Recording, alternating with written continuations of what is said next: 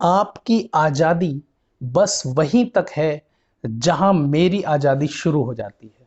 दोस्तों नमस्कार, मैं सोहन त्यागी आप लोगों का फिर से स्वागत करता हूं अपने चैनल माइलिट सोहन में। और आज का विषय है धरना प्रदर्शन, स्ट्राइक। हम सभी लोग जानते हैं हमारे देश भारत में आए दिन किसी ना किसी बात पर धरने प्रदर्शन चलते रहते हैं। हर कोई अपनी मांग को मनवाने के लिए, अपने ऊपर हो रहे अत्याचार के खिलाफ आवाज उठाने के लिए समय समय पर देश के विभिन्न जगहों पर धरने प्रदर्शन करते रहते हैं।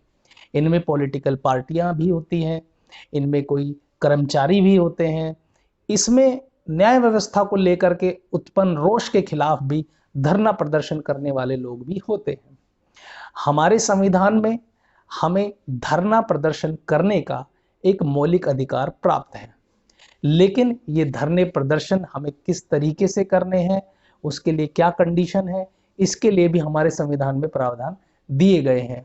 भारतीय संविधान के अनुच्छेद 19(1)(a) और 19(1)(b) में इसका मुख्य रूप से उल्लेख किया गया है, जहां पर हमारे धरना प्रदर्शन को लेकर के अधिकारों के बारे में बातचीत की गई है, वहीं पर इस पर वाजिब लगाम लगाने के बारे में भी ब्यौरा मिलता है। हमें धरना प्रदर्शन करने के लिए पुलिस प्रशासन से अनुमति लेनी होती है। हमें उसमें धरना प्रदर्शन में कितने लोग शामिल होंगे, हमें किस जगह पर धरना करना है, और अगर हमें कोई रैली निकालनी है या कोई रोड शो करना है तो उसमें कितने लोग होंगे, यह सारी जानकारी पुलिस प्रशासन को बतानी जरूरी होती है। और उसके बाद हम शांतिपूर्ण ढंग से अपना धरना प्रदर्शन कर सकते हैं। इसमें विशेष रूप से इस बात का उल्लेख किया गया है कि मौलिक अधिकारों का हवाला देकर अपने अधिकार का इस्तेमाल करने के साथ ये भी जरूरी है कि सभी तरह के कानून का पालन किया जाए। किन्हीं कारणों के कारण धरना प्रदर्शन करने के लिए अनुमति नहीं भी दी जा सकती है। अगर राज्य की सुरक्षा को लेकर आपके धरना प्रदर्शन से खतरा है, या आपके धरना प्रदर्शन करने से पड़ोसी राष्ट्र के और हमारे संबंधों पर इसका असर पड़ने वाला है, या आपके धरना प्रदर्शन करने से और नागरिकों के हितों का हनन ना हो और नागरिकों को परेशानी ना हो, इसको लेकर के समय समय पर सुप्रीम कोर्ट ने अपने निर्णय भी दिए हैं। जैसा कि 2011 में रामलीला ग्राउंड में चल रहे एक धरने प्रदर्शन को लेकर के सुप्रीम कोर्ट ने ऐतिहासिक फैसला सुनाया था। शांतिपूर्ण धरना प्रदर्शन करना किसी भी नागरिक का मौलिक अधिकार है, ये किसी भी तरह से उससे छीना नहीं जा सकता। कार्यपालिका या न्यायपालिका किसी भी कार्यवाही के जरिए इस अधिकार को वापस नहीं ले सकती। ऐसा ही एक फैसला सुप्रीम कोर्ट ने 23 जुलाई 2018 में भी दिया, जिसमें स्पष्ट रूप से कहा गया वह इस बात को सुनिश्चित करे कि धरना और प्रदर्शन के दौरान वहां रहने वाले आम शहरी को परेशानी न हो और उनके अधिकार प्रभावित ना हो। अक्सर धरना प्रदर्शन करते वक्त ये प्रदर्शनकारी ये भूल जाते हैं कि आपके धरना प्रदर्शन करने से किन्हीं लोगों को परेशानी भी हो सकती है। एक घटना की तरफ आपका ध्यान ले जाना चाहूंगा, जिसमें गोरखपुर जिले में कुछ छात्राओं की जाम के कारण परीक्षा छूटने की वजह से उन छात्राओं ने रोड जाम कर दिया। तो ये तो वही बात हुई कि अगर हमारा घर जल गया है तो उसके रोष में हमने सबके घर जला दिए। धरना प्रदर्शन करते वक्त, सड़क जाम करते वक्त, ट्रेनों को रोकते वक्त हम ये भूल जाते हैं कि जिस ट्रेन को हम रोक रहे हैं उस ट्रेन को रोकने की वजह से कितने सारे यात्री हैं जो अपने गंतव्य स्थान तक नहीं पहुंच पा रहे हैं। जब हम सड़क जाम करते हैं तो हम ये भूल जाते हैं कि उस सड़क के अंदर कोई एम्बुलेंस भी होगी, उस एम्बुलेंस में कोई पेशेंट भी होगा। काफ़ी ऐसे मामले सामने आए हैं जिसमें प्रदर्शनकारियों के द्वारा रोड जाम करने से एम्बुलेंस के अंदर बैठे व्यक्ति की मृत्यु हो गई। आपके रोड जाम करने की वजह से किसी को हॉस्पिटल पहुंचना है वो नहीं पहुंच पाता है।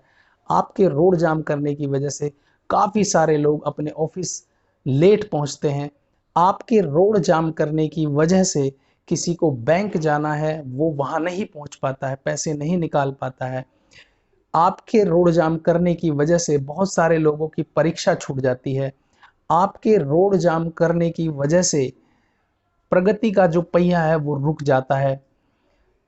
ऐसे बहुत सारे आंकड़े हैं जिसमें सड़क जाम होने की वजह से, ट्रैफिक जाम होने की वजह से करोड़ों अरबों रुपए का नुकसान सरकार हर साल उठाती है। जब ये प्रदर्शन उग्र रूप ले लेते हैं तो ये एक दंगे के रूप में हमारे सामने आते हैं।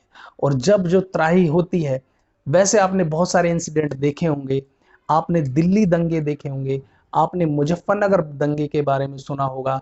इन धरना प्रदर्शन के पीछे जो कारण होता है, मुख्यतः वो कारण भुला दिए जाते हैं और इसमें पॉलिटिकल पार्टियां अपने एजेंडे को सामने लेकर के आ जाती हैं। ये सब बात भी अगर हम इग्नोर कर दें तो सबसे बड़ी बात यह है कि हमें उन आम जन को परेशान करने का कोई हक नहीं है जिनका उस मुद्दे से कोई सरोकार नहीं है। हम अपना धरना प्रदर्शन उन अधिकारी, उन विभाग के समक्ष करें जो उस पर कार्रवाई करने वाले हैं या जहां पर उस मुद्दे पर कार्रवाई होगी। हमें आम पब्लिक को परेशान करने का कोई अधिकार नहीं है। संविधान में भी इस बात का स्पष्ट रूप से उल्लेख है कि हमें अपने धरने प्रदर्शन के दौरान इस चीज का विशेष ध्यान रखना है कि हमारे धरना प्रदर्शन करने से किसी और के जीवन में परेशानी ना आए। तो दोस्तों, हमें इस बात का कतई हक नहीं है कि हम अपनी मांगों को लेकर के जो धरना प्रदर्शन कर रहे हैं, उन धरना प्रदर्शन से हम और लोगों को परेशान कर रहे हैं। किसी की गाड़ी तोड़ रहे हैं, किसी के घर मकान को तोड़ रहे हैं, रास्ता जाम कर रहे हैं, ट्रेनें रोक रहे हैं। तो इस तरीके से धरना प्रदर्शन करना बिल्कुल असंवैधानिक है और बिल्कुल गलत है और हमें कोई अधिकार नहीं है किसी दूसरे के जीवन में खलल डालने का, किसी दूसरे को परेशान करने का। तो आज की वीडियो में बस इतना ही। मैं समझता हूं मेरा संदेश आप लोगों को बहुत अच्छा लगा होगा और हम सभी लोग इस बात का विशेष रूप से ध्यान रखेंगे कि जब कभी हम अपने मुद्दे को लेकर के धरना करें तो हम किसी दूसरे के जीवन में कठिनाई ना लाएं।